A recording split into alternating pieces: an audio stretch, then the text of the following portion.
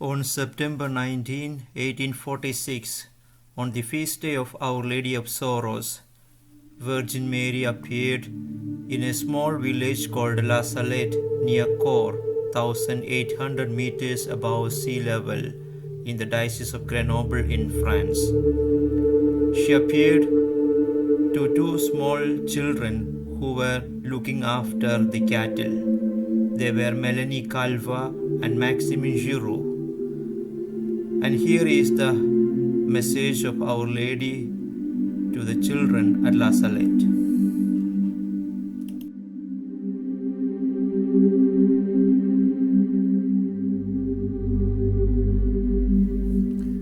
The beautiful lady stood up and said, "If my people do not obey, I shall be compelled to loose my son's arm. It is so heavy that I can no longer hold it. How long have I suffered for you? If my son is not to abandon you, I am obliged to entreat him without ceasing. But you take no heed of that. No matter how well you pray in the future, no matter how well you act, you will never be able to make up what I have endured on your behalf."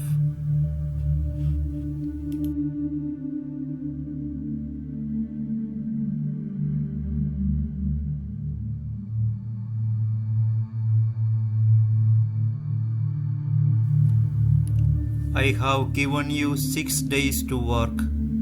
The 7th I have reserved for myself, yet no one will give it to me. This is what caused the weight of my son's arm to be so heavy.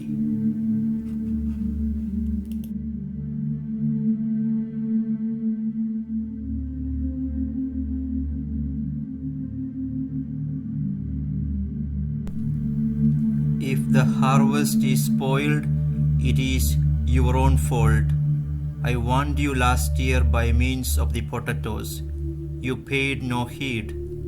Quite the contrary, when you discovered that the potatoes had rotted, you swore, you abused my son's name.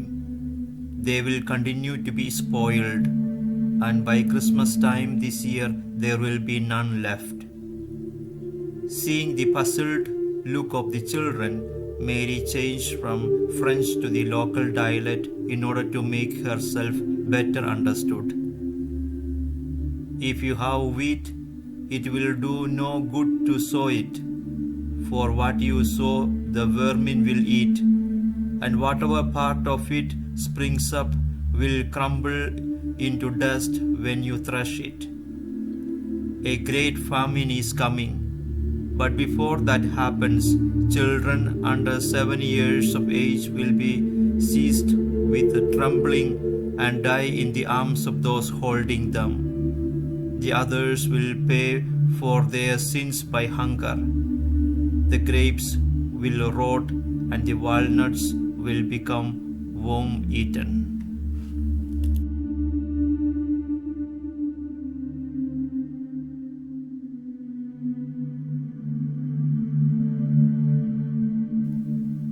If my people are converted, the very stones will become mounds of wheat and the potatoes will grow self-sown.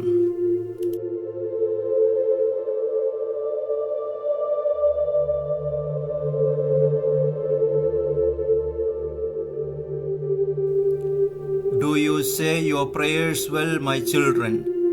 The children answered with one voice, "Not too well, madam, hardly at all."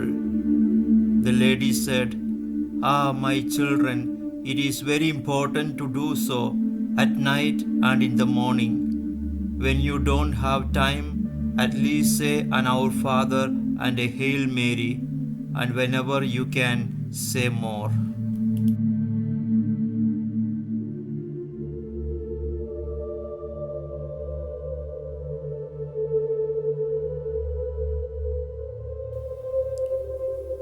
Only a very few rather elderly women go to Mass in the summer. Everyone else works every Sunday all summer long. And in winter, When they don't know what else to do, they go to Mass only to scoff at a religion. During Lent, they go to butcher shop like dogs.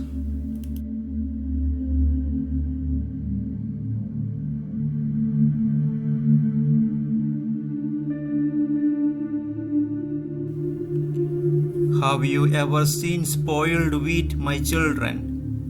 No, madam, declared Maximin, quick to speak for Melanie as well as for herself. Turning toward Maximin, the lady replied, "But you, my child, must have seen some once near the field of corn with your papa. The owner of the field said to your papa, 'Come and see my spoiled wheat.' The two of you went. You took 2 or 3 ears of wheat in your hands.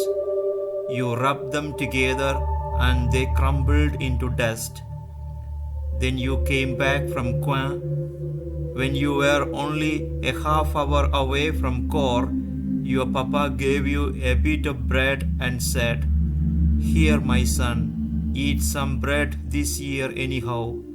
I don't know who will be eating any next year if the wheat continues to spoil like this.' 'Oh, yes, madam, now I remember. Until now I didn't,' admitted Maximin.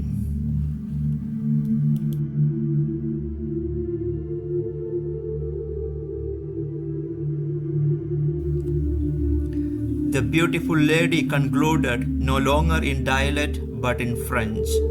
'Well, my children, you will make this known to all my people.' These were her last words. The radiant vision now began to disappear. We saw her head no more, then the rest of the body no more. She seemed to melt away. There remained a great light, related Maximin, as well as the roses at her feet, which I tried to catch with my hands, but there was nothing more. We looked for a long time, added Melanie, to see if we could not have another glimpse of her. But the beautiful lady had disappeared forever. The little shepherdess then remarked to her companion, "Perhaps it was a great saint." "If we had known it was a great saint," said Maximin, "we would have asked her to take us with her."